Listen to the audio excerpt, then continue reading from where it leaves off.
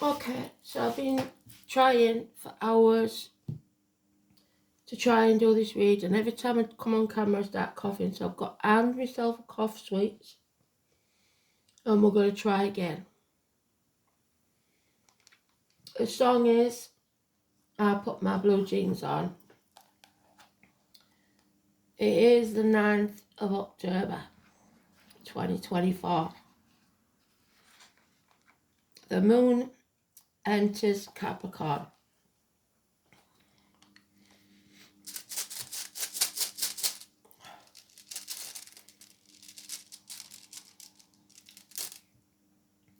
The rune, it's one of the F's. Could be Feo, could be something else. There's two of them that look slightly different, but they're the same. So, here we go. Oh, it's Karma time. We've got Virgo. We've got second house of Taurus. So, Taurus was big, wasn't it? And if that's Feo, it's about cows. So the year of the ox, Venus, all that.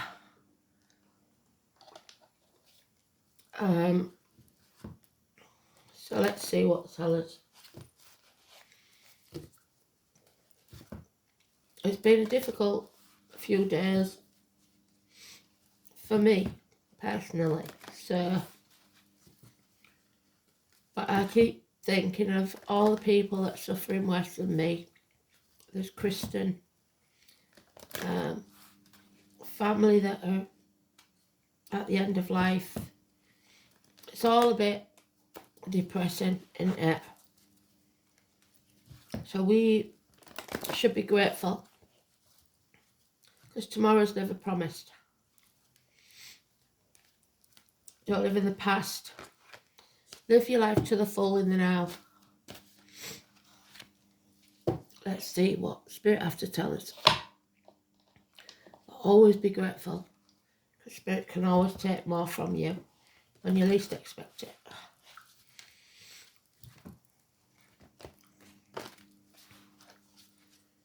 So there we go.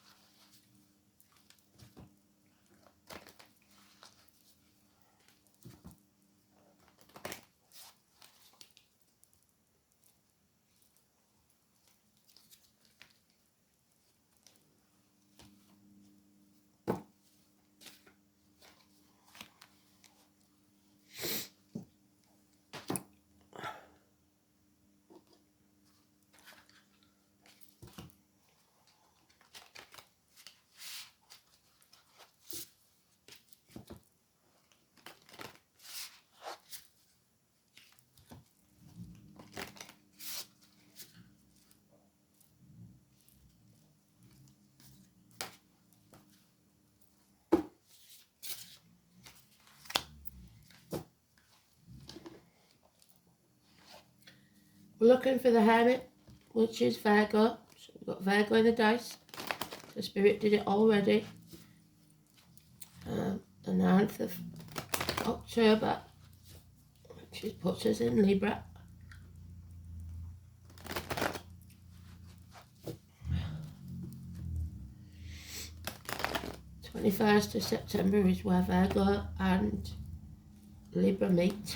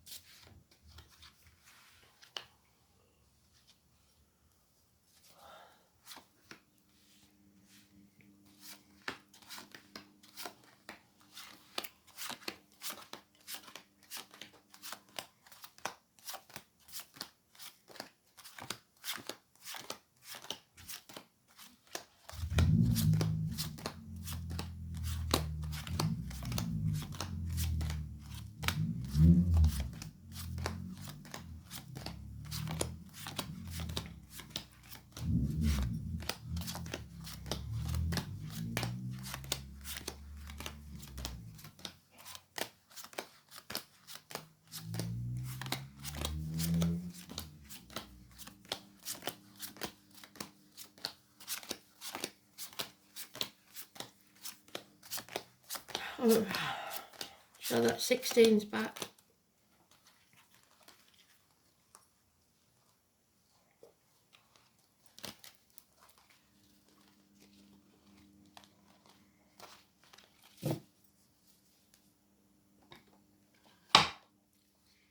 We're taking an emotional bashing.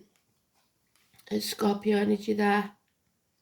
It's about the reproductive organs and shared resources. But above all, it's the feminine energy that's drained. Her cup is empty. She's given so much and no one's given back. There will be a shock. Walls need to come down. You have to be vulnerable when you least want to. You have to destroy things. It's fire and flood. It's Pisces in Neptune that they keep talking about, that's been with us since before 2011. It's not a good energy, but it's got us to where we are, and it will take us to 2026.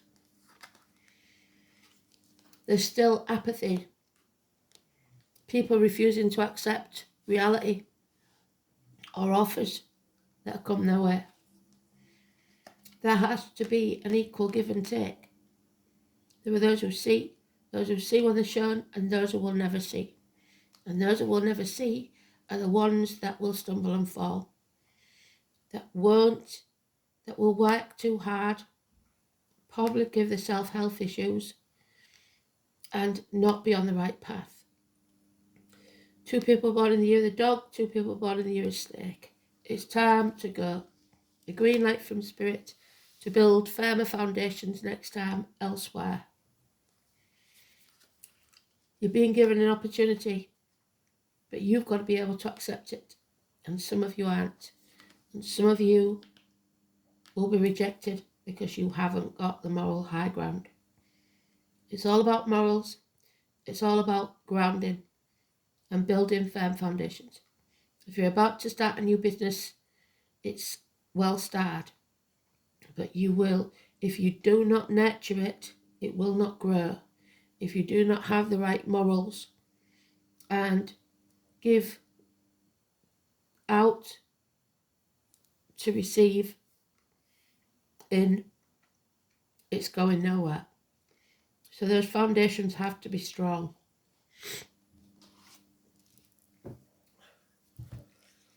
So we've got about a year, they say, which will take us up to almost 2026. 3 years will be different. We'll be in a different place. But we've got the green light from Spirit of Go. It's going to be a shock for some. But the only clue we've got, because today's card is neutral, is the 16, which is positive energy. It won't feel like it, but it is. Yeah. Violent arguments. Avoid them if you can. Walk away if you can. Be the bigger person. The shit stirrer's back.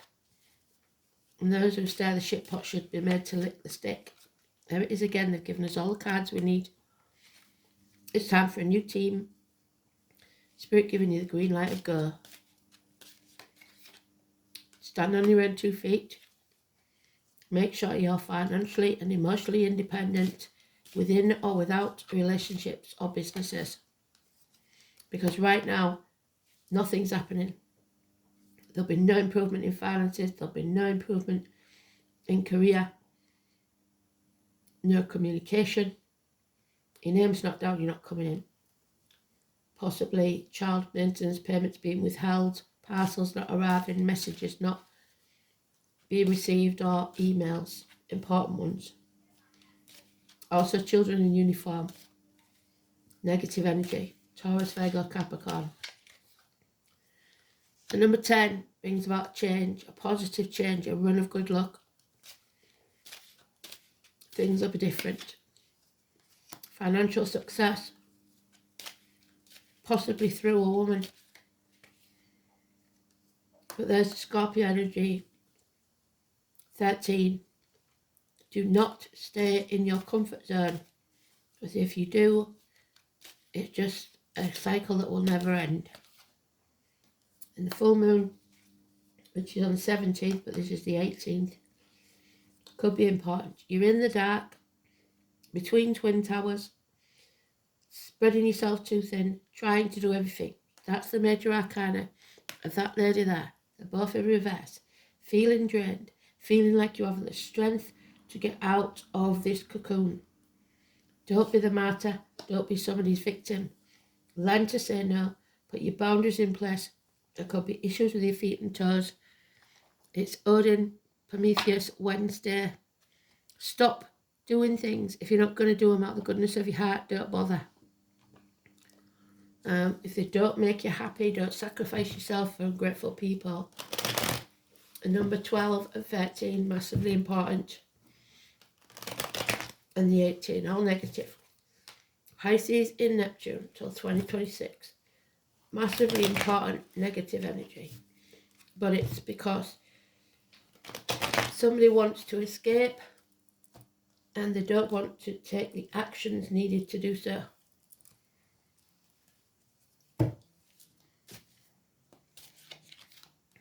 There it is again. There are those who see when they're shown, and those who will never see. And some of us are going to have to leave people behind. 6 years, the marigolds, Halloween. Spirit are going to give you a new cup, a gift, if you like, for you to fill. A cup of happiness, a cup of new beginnings, but you can't look back. 1 month. Moving on from stormy waters to calmer ones, 6 weeks. Don't take the baggage of the past with you. Pisces again, negative energy. There's no love lost in this situation. There's no commitment, and you feel drained. So stop being the victim. Stop being the martyr. A declaration will take place that you're no longer wasting your time banging your head against a brick wall. And now we have a couple, both drained, both empty, nothing left to give. Possibly drinking, possibly drugs, possibly depression, but there's nothing left there to give. A full family, in fact. Sad. It's very sad. But there is a bond that can't be broken between you and spirit. You're with the wrong team. It's time to realise that. There is going to be arguments, mountains made out of molehills, but nothing you can't handle.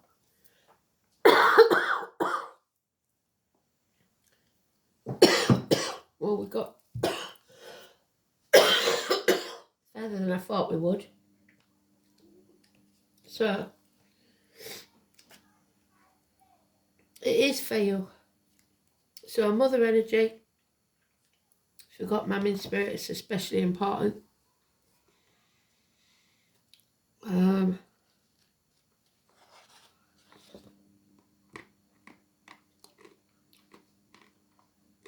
Somebody may be lacking in iron, and the letter F is massively important. It's the first rune, and it's associated with new beginnings. Even more importantly, with property, reputation, status, and your wealth.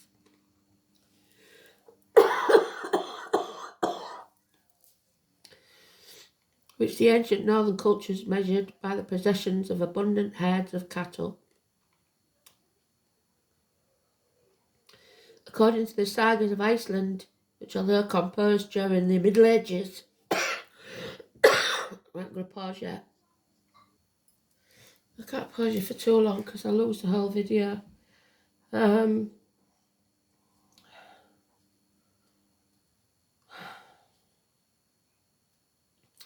Coming into the existence in an environment barren of nourishment. There's no nourishment in here.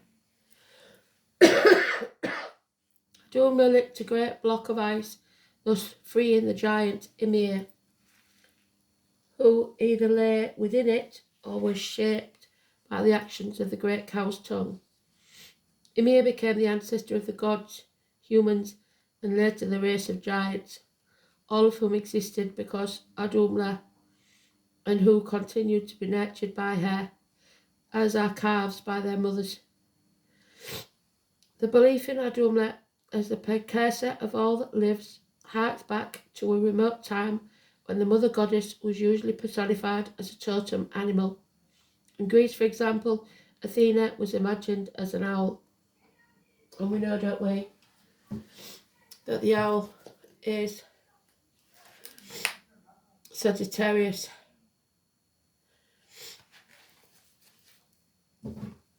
While Aphrodite was a dove, peace. In Nordic culture, the mother goddess is the gentle milk-producing cow. The rune Feu is also directly related to some of Adumla's Vanir descendants. So, Feu is obviously an indicator of prosperity. Before the introduction of hard currency, cattle herds were measures of wealth, so the bartering system. Money is going to be nothing in the future if you have no other means of making a living. So when this rune is found in a future position, a profitable time lies before you. Yes, because we've got future some wealth coming there.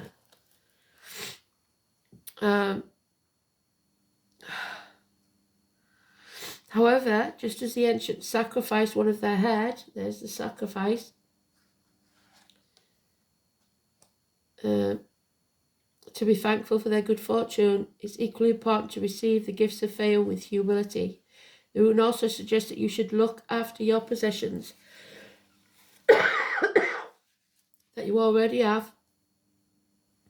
So don't be throwing things away, make do and mend. Guard your resources against a time when the warmth of the comforting fire is chilled by the icy blasts of winter.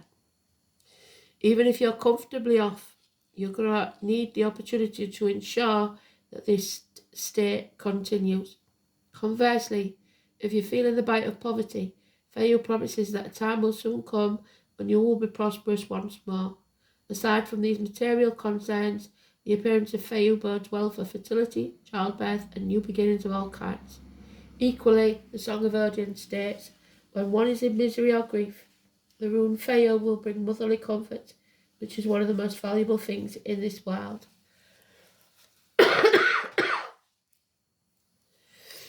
There may have been a reversal of fortune, resulting in the loss of something valuable, as this is known as wealth and property. It suggests the loss will involve material possessions, but it may equally relate to the departure of a loved one or a close friend. However, since the basic nature of Feu is nurturing, the loss will be made up in time, so a baby will be born if someone passes. Tradition also states that Feu inverted may refer to problems with conception or fertility in general. So that baby will be much wanted, and Spirit giving you as a gift to compensate you for the loss. So, the North Node, I believe it is, I hope it is, yeah, it is the dragon's head. So, the dragons that fight inside of you, the head is the positive, the tail is the negative, because if you're at the tail, you're living in the past. This is about living in the now. It's your path of evolution, your life purpose, your destiny, which at the minute you've got your back towards. You're not taking notice of what your true purpose is in life. It's about your choices and your growth. The North Node is what must be done to fulfill your soul purpose, and some of it we're not going to like. It is the life path, the destiny, the Dharma. Since it represents what the soul must become, it is unknown territory and not always a particularly comfortable place. The path is untravelled And at the beginning of the journey, the soul almost inevitably falls back into the south node. At such times, the soul must pick itself up and start again. There are things lodged in the south node, and you must bring them to service, but don't bring the negative with them.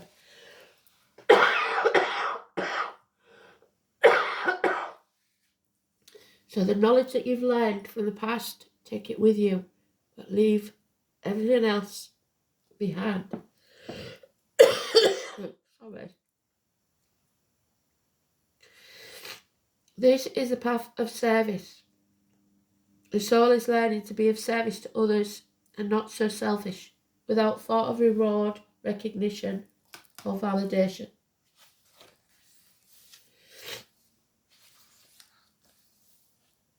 North Node in the second house. This task is to develop your inner security, not being so insecure, drawing on karmic resources and values on eternal rather than material level. So it's not about your finances, it's about your integrity. Oh my God, Uranus. So this is going to be a massive shock. The tower is falling. It will feel like our whole world is falling apart. But it's a good thing. It's a blessing in disguise. And it is the number 9. It's the tower, the equivalent to the tower. It's Uranus, 9 and 16. If you're like me, born under Uranus, it's important. 1966. I don't know if it was all, but most of us were born under Uranus. Pretty sure all of us. That's in different cycles to you.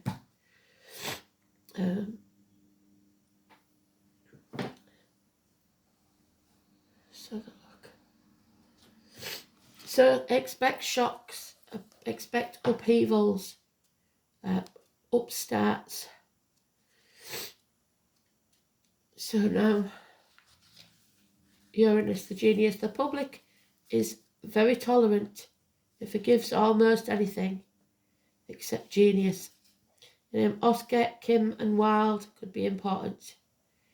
A sudden bolt and surprise that causes chaos. Uranus is the great awakener. It's here to wake you up. Gaia, Mother Earth, and Uranus, Father Sky. So Mum and Dad again. And Mercury, communications. It's about revolutionary planets. Now this is what got me took down before. Opening up channels of the higher mind and bringing about necessary changes which can no longer be resisted. Uranus is not really personal. It's detached and unemotional. Such detachment is needed when everything is about to be turned upside down.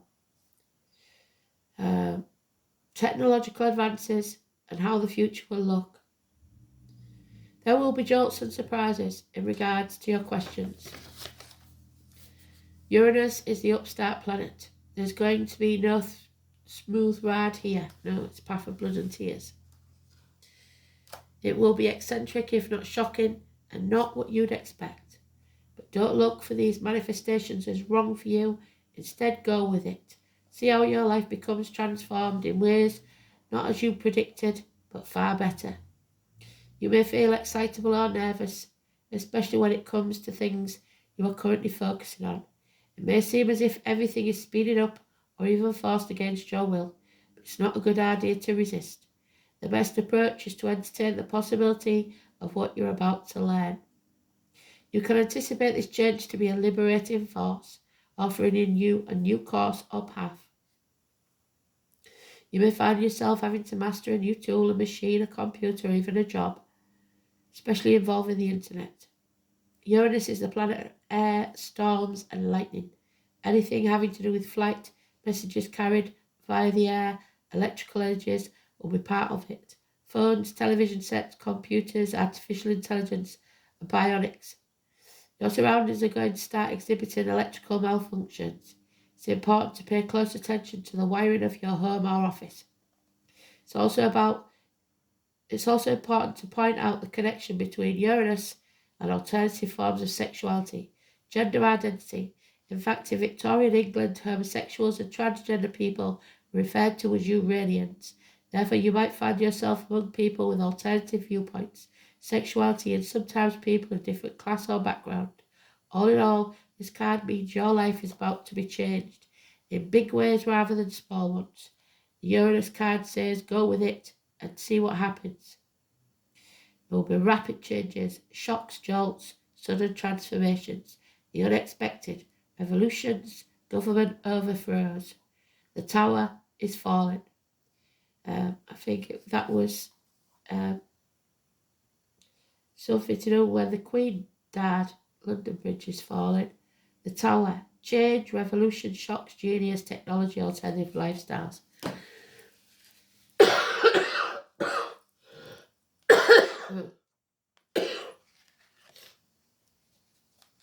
And then we have the children, the fawn, new beginnings, the willingness to grab those opportunities that come your way.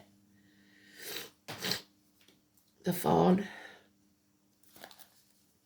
the deer, the number 3.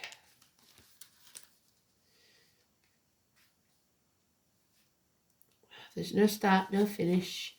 You just need to be. Fawn represents a welcome new beginning, a new way of thinking, a new way of being, a new way of living, a new way of seeing your life. Many worlds coexist within our own, and many beings reside, waiting to help us if we ask. We must allow ourselves to welcome new opportunities and keep our minds open to new things, even if it pushes the boundaries of our logic, left brain thinking. We must learn to apply this way of truly seeing things when approaching anything new, to fully allow growth on any level, whether that be emotional, spiritual, or mental. Entering into anything new can be overwhelming and stressful, even traumatic. However, the more we learn to understand things from a different viewpoint, or even just allow without understanding at all, the more we allow the change to happen. Change can happen whether we like it or not, but it always has the same outcome. It shifts us to different places where we have the opportunity to learn and grow. We cannot control what happens to us, but we can control our reactions to it. We either embrace it and accept it fully, or we resist. The decision is always ours. But know this, even when you do not know what's on the other side, there's always a possibility of it being positive. So don't doubt your capabilities of navigating your way through. Be willing to accept change and a new way of being. Learn and accept. This is where the biggest opportunity is hidden from you. 28 again, the wee folk, the fairies, the mischief makers.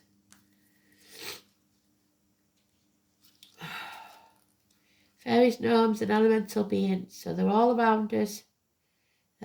You might catch a glimpse of them out the corner of your eye, or simply sense that they're there, because you could be a smeller, a feeler, a toucher, a seer. They're by where our world and their world meet. So on the seashore, at the roots of a tree, on a misty mountain top. There are helpers willing to pitch in and give you the assistance you need on a cause or project, so you've just got to accept it. There is this that is dear to their heart as well. Look around you. Let your needs be known and welcome help when it is offered. Help community details. Give thanks for your helpful friends. What elemental beings do you sense near your home? And then we've got 26 again, but it is in the reverse, I'm afraid. So we've got 26, 27, 28. So that those couple of days could be very important.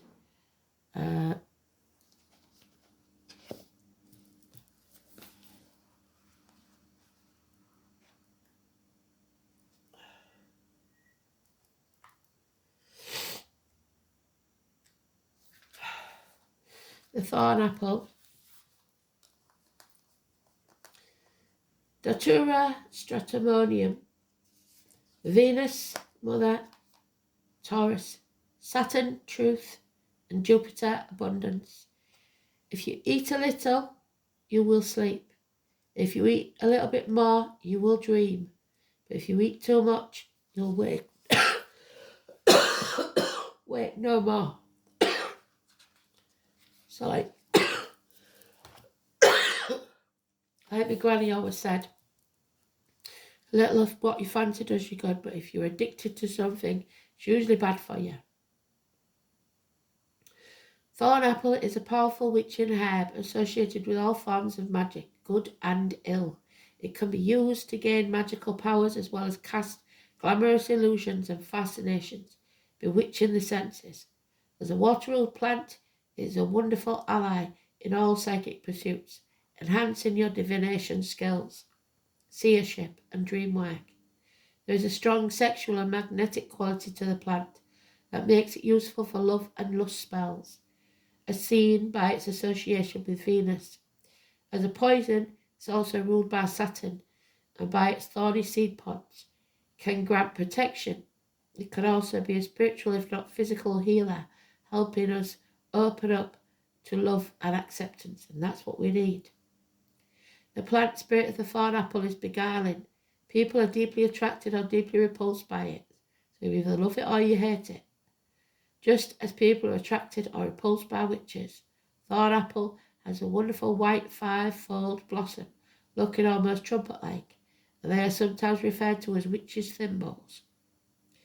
The flower leaves us with a four-chambered seed pod, which like fourfold heart, scattering a multitude of seeds that travel with wind and water. The seed pod is spiked and gives rise to another folk name, the devil's apple, or the devil's weed. Thorn apple helps us travel in spirits to fly between worlds, open the gates to the heavens and to the depths. Many find this spirit deeply helpful in reconnecting with the ancestors, particularly in dreams. Awaken our powers of dreams in a speciality of this plant, and it can also help us when we face nightmares or other fears of the dark and unknown. A very attractive night spirit, the moth is a totem animal associated with a thorn apple.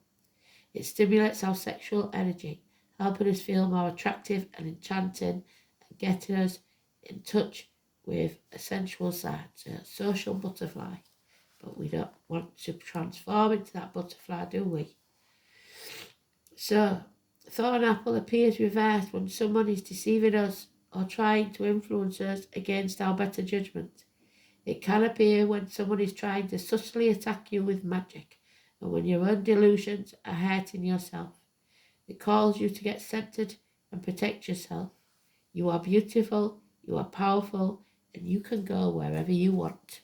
So, don't let others, energy vampires, people like that attack you. Thanks for putting up with that. Speak soon.